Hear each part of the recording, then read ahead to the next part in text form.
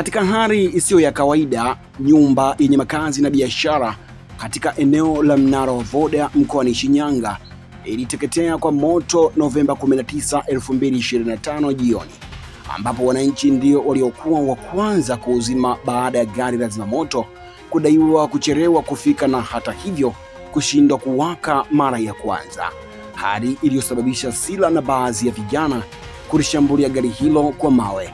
Mashuhuda na waathirika wamelalamikia hatua ya polisi kutumia mabomu kuwatawanya watu waliojitolea kuokoa mali, huku wakieleza kuwa hasara ni kubwa licha ya juhudi za wananchi kuokoa vyumba kadhaa.